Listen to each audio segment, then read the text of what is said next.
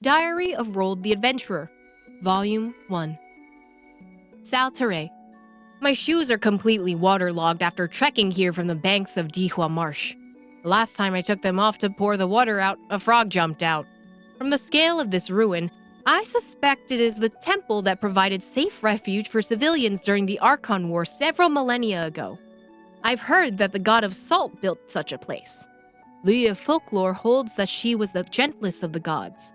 In the brutality of chaos in wartime, human beings were puny and disposable, but the Salt God refused to join the other gods in their senseless battle for dominance, instead choosing to give shelter to those dispossessed by the war. She brought them here to build a new settlement.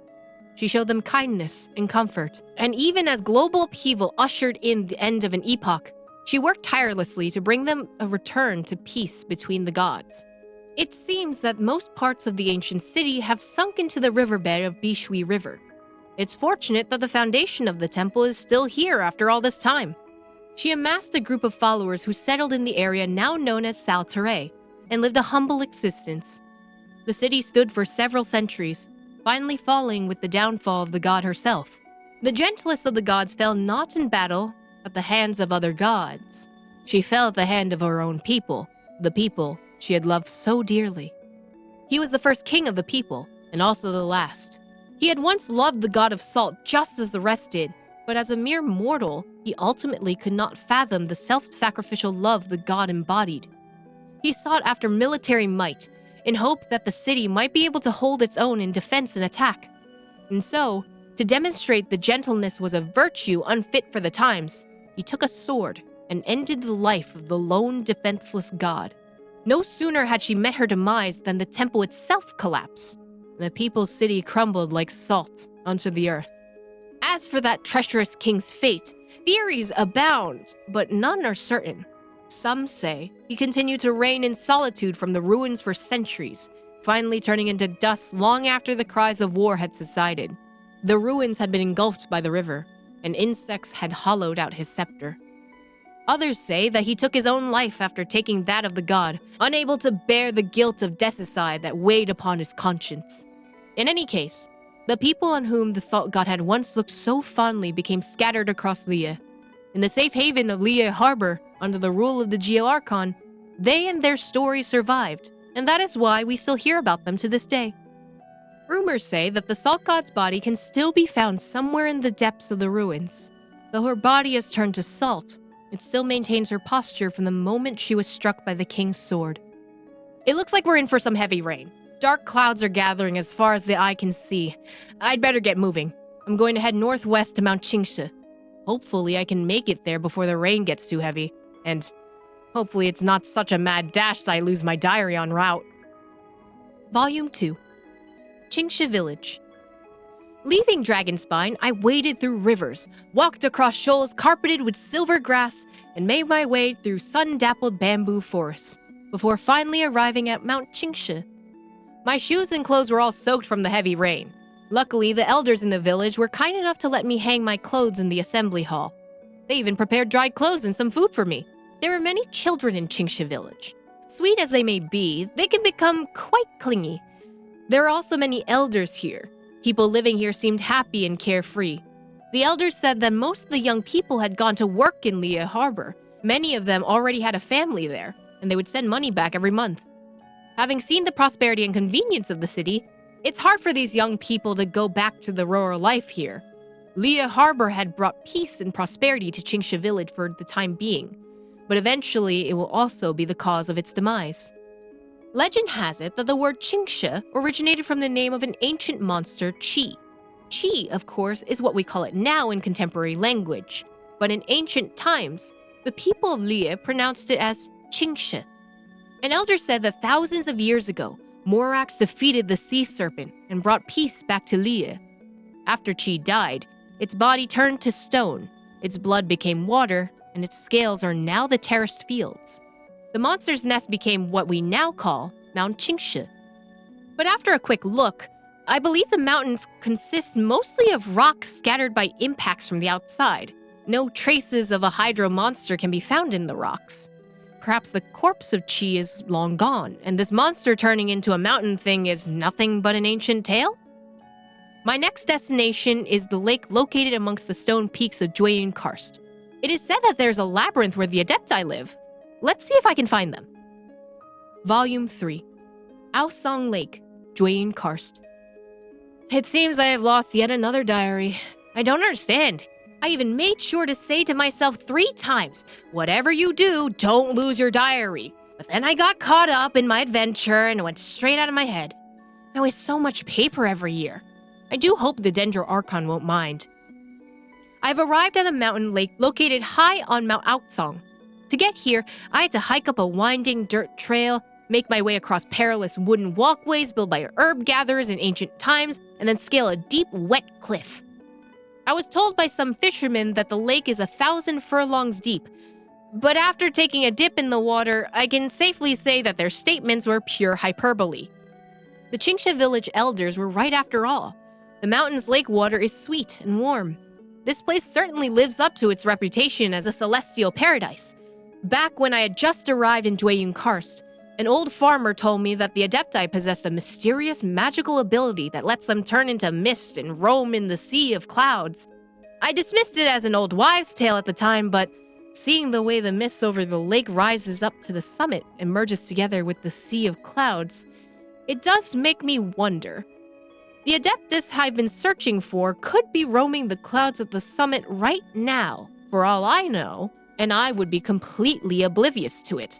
I headed east down Mount Aosong and ended up thoroughly lost in a thick forest. Finally, I came to a clearing and discovered I was back at the banks of Bishui River. I have an excellent view of the surrounding area here, so I think this is where I'll camp for the night. While I was sorting through my things at the camp, I met a young lady who looked like she was out on a treasure hunt. She was called Eduardo, and she explained that she was heading west to look for a miraculous lake at the foot of Mount Aosong. Legends tell of an Adeptus who lives beside a lake at the foot of Mount Aosong on the northern side.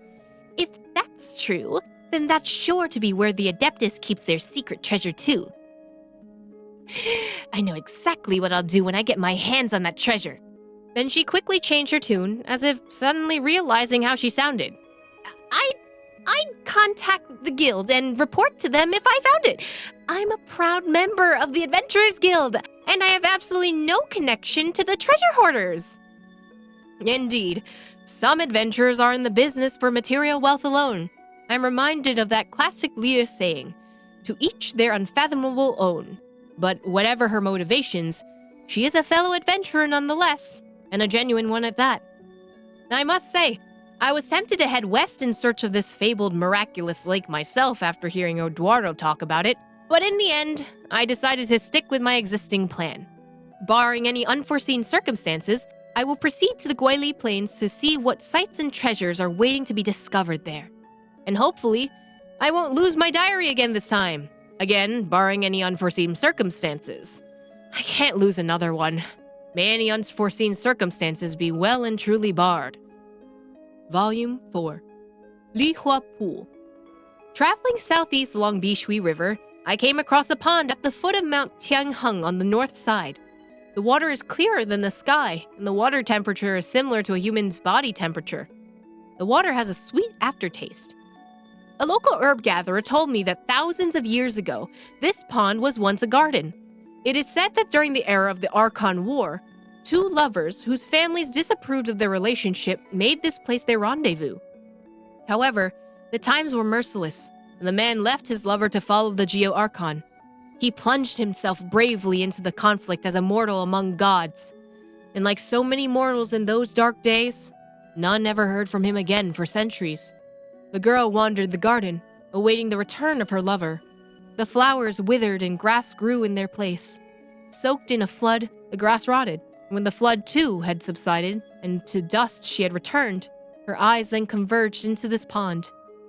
Perhaps it was her deep longing that made the water here so clear and gentle. I spent an afternoon here and nodded off while taking a bath in the pond. When I woke up, the stars were already glittering in the night sky. I noticed the baby fox slinking around me, but it got scared and ran away when I looked up. Not until later did I realize that one of my shoes was missing and my bag of provisions had been ransacked. It took longer than I expected to pack my luggage. My next destination is the delta of Bishui River in the northeast, Yaoguang Shoal. Volume 5. Yaoguang Shoal. This is the delta of the Bishui River, where the sand and mud carried by the river has accumulated onto an open and flat shoal. When I finally arrived, the shoal was shrouded in a blanket of fog. My new shoes were soaked again.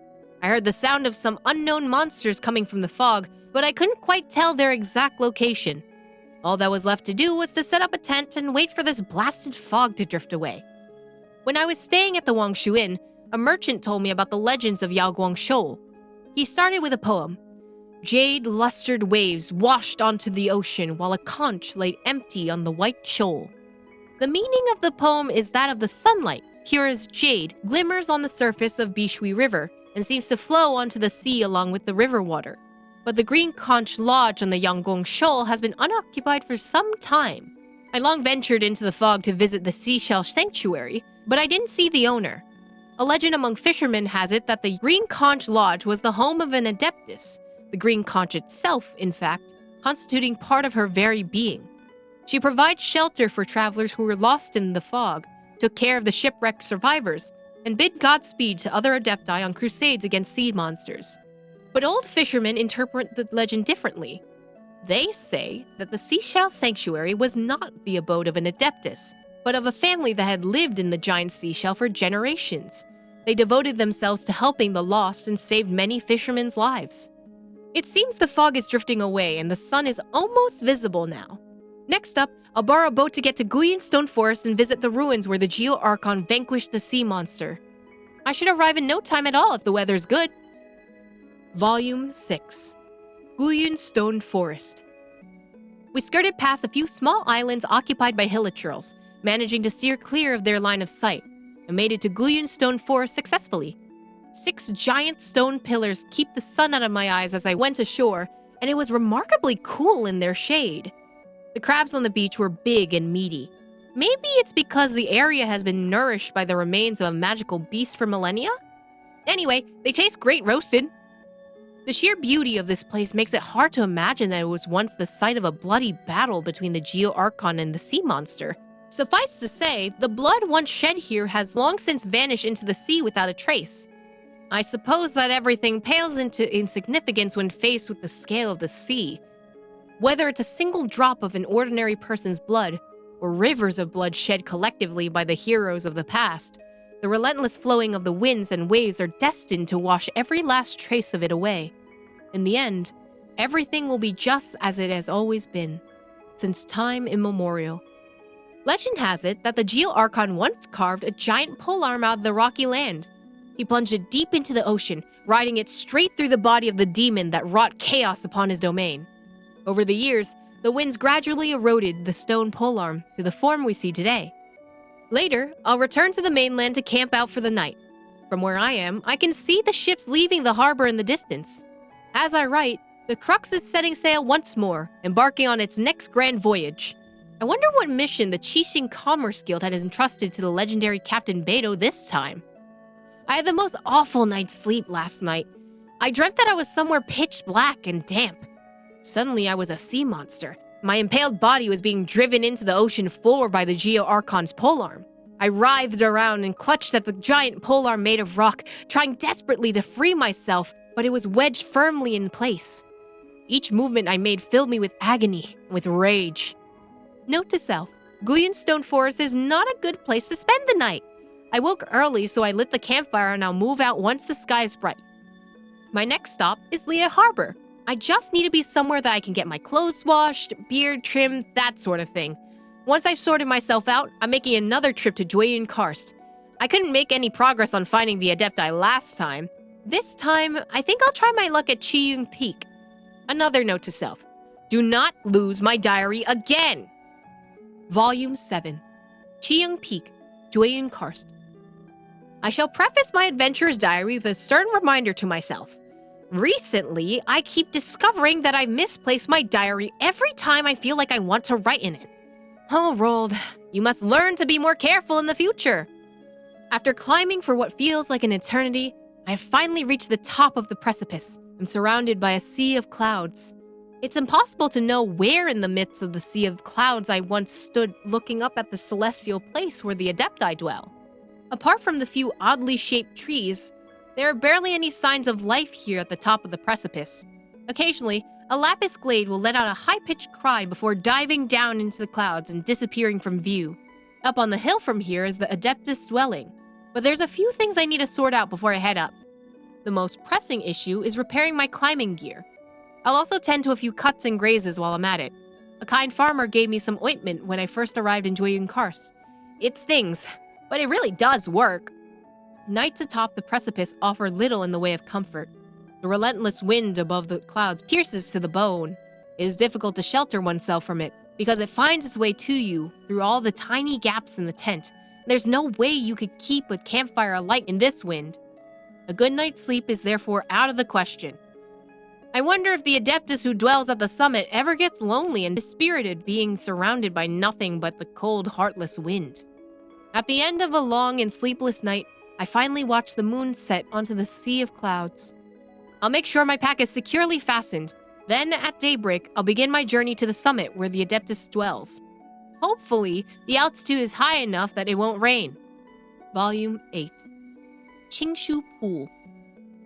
To stop me from losing my diary yet again, this time I put a marker made of moss on the leather case. Now it really stands out in my backpack. It's perfect! Tonight, I'll put it beside my pillow before I go to sleep. There is no way I can lose it then. Honestly, I don't think I can keep calling myself an adventurer if I lose my diary one more time. A misadventurer, perhaps. I headed westward from the mountain pass at Mount Tianheng and came to a ruin, known locally as Qingshu Pool. The entrance to the ruin is located right in the center of a giant rocky outcrop, rising up from the center of a shallow pool. It is surrounded on all sides by steep cliff faces.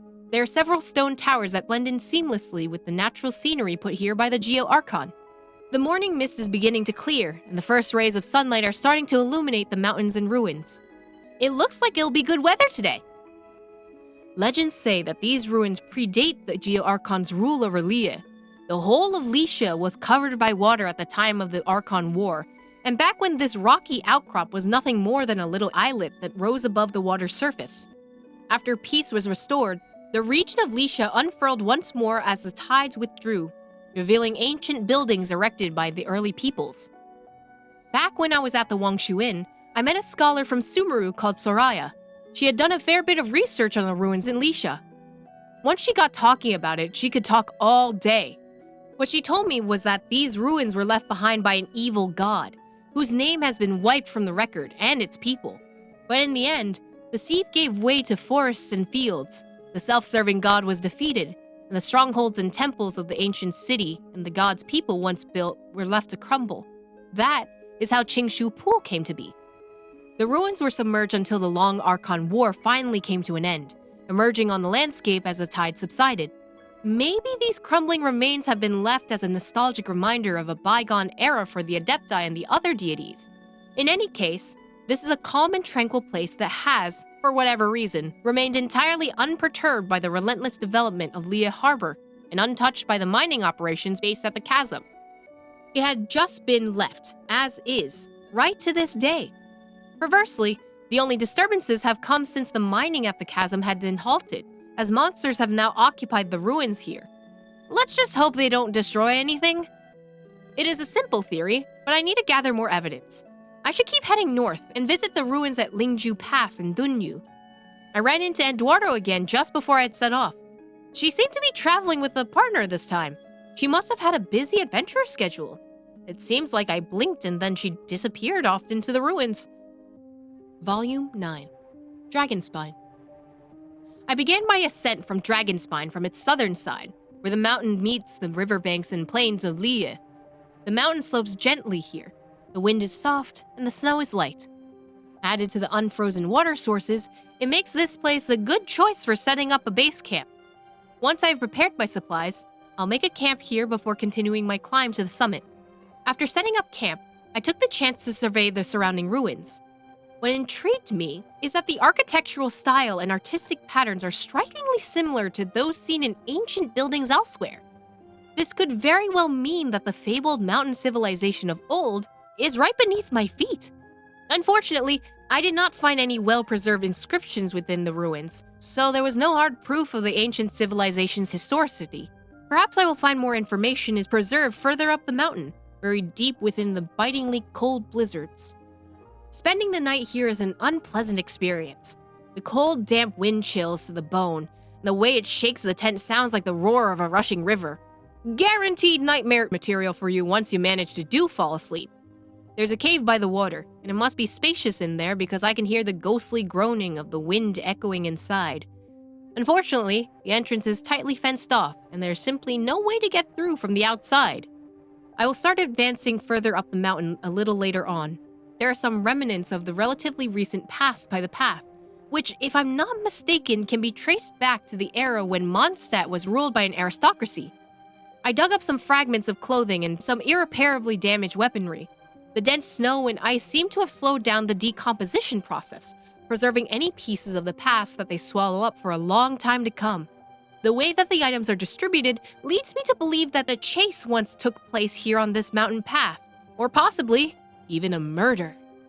It seems that even fierce blizzards and sinister mutilations pose no obstacle to humans intent on following through on their dark ambitions. In the end, this Archon-forsaken snowscape has become stained by moral transgression. As I climbed further up the path, the wind becomes stronger and the temperature plummets to an unbearably low level. I scouted out a ruin to the northeast, where to my utter astonishment, I found water. It was somehow unfrozen, in defiance of its perennially blizzard-beaten surroundings. From the location, I would estimate that it is linked to the stream I saw further downhill. However, this area is so cold that I could not afford to explore any deeper inside the ruin for the risk of freezing to death or drowning. I left a makeshift sign there to mark the spot. I just hope it doesn't get buried in the snow. I suppose that once upon a time, this could have been an underground shelter, and that over the years the groundwater has seeped in and flooded it. But I've also heard that the tyrants of the distant past were partial to a form of punishment, whereby they would jail a prisoner, lock them in a cage, and then slowly pour water in, just so that they can force the prisoner to watch in alarm as the water slowly rose up from their ankles to their mouth, nose, and finally their forehead. Such a cruel and drawn-out punishment. And in the sheer cold of this climate, it is all the more impossible to imagine that any managed to survive it. Further to the east, the road becomes more rugged. I had a stupid accident and very nearly broke my leg because of it. I was lucky to only receive a superficial wound and no major bone injury, but it also tore a great big hole in my windproof clothing, so now I feel the full force of the wind right against my skin.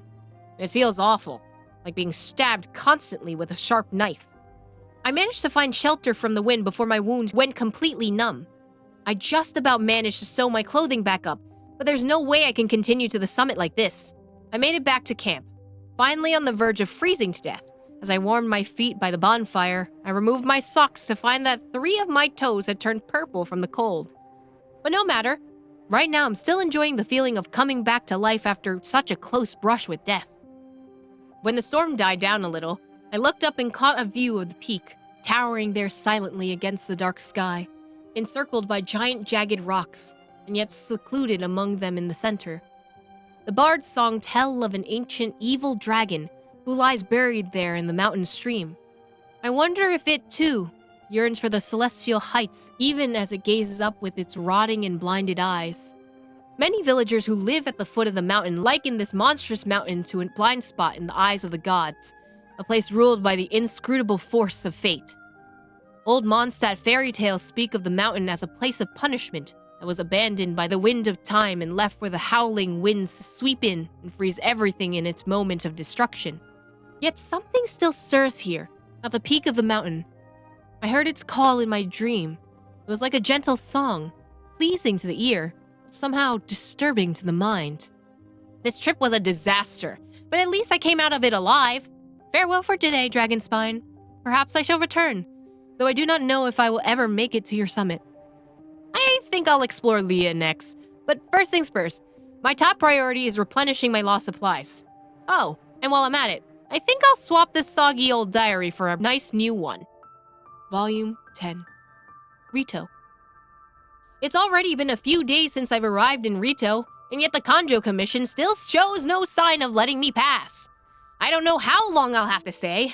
I hope Mr. Krisu will find a way to get me out of here. Mr. Krisu is the local commerce chairman. Originally from Fontaine, He is a reserved and friendly gentleman, possessing a certain charm that makes other outlanders feel at home. I heard that Inazuma didn't welcome travelers, but it wasn't until I set foot in Rito that I realized the severity of the situation. The Sokoku decree has been in effect for some time.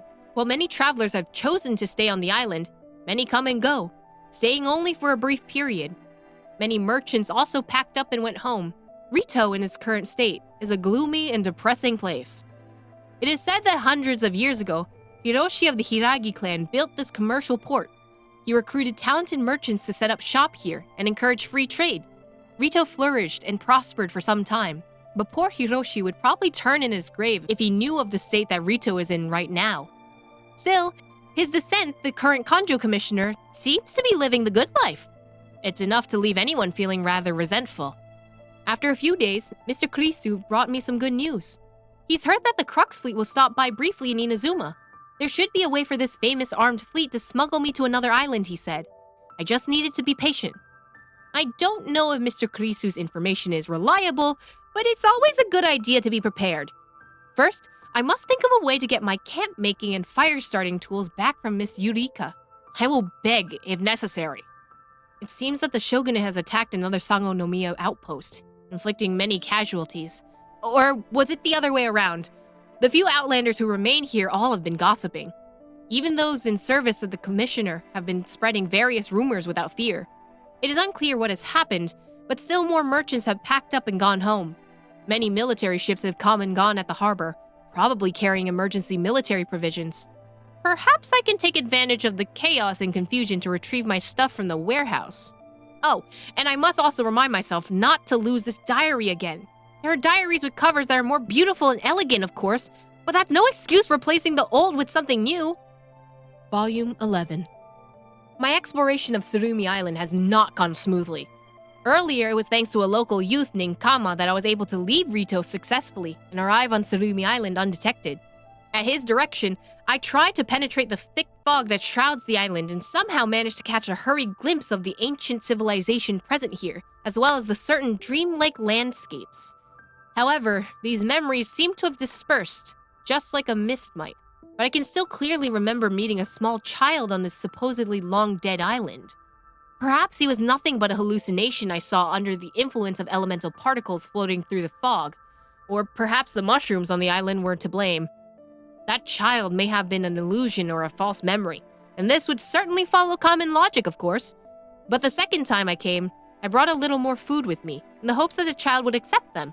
It must be hard living on a dead island like this one, I thought. The next time I came ashore, I did not inform Kama, and thus got lost in the thick fog very quickly. I tried all means and ways, but I could not find my way through the fog, for as if it was rejecting me for reasons unknown. If it were not for the blonde-haired traveler and the little fairy named Paimon, I would probably have to have returned empty-handed. But they helped me to pick some local fluorescent fungus, which is rumored among Inazumans to have coalesced from the memories of the ancient dead of Tsurumi Island, which gave them their phosphorescent ghostly glow. They possess the ability to strengthen the eyes and mind and improve one's memory. I tried some over the last few days, and these fungi do indeed have the ability to calm the heart and cheer the spirit. It appears to be good for digestion as well. That said, I haven't seen any marked improvement in my memory yet. I must remember to leave a few for my friend Insumu to conduct research on. Additionally, I found the pictures of the ancient murals that the blonde traveler and Paimon brought to be most fascinating. They're certainly worth further research. That we were able to discover such a valuable historical ruin at all is owed to the passion, wisdom, and determination of these two exceptional adventurers.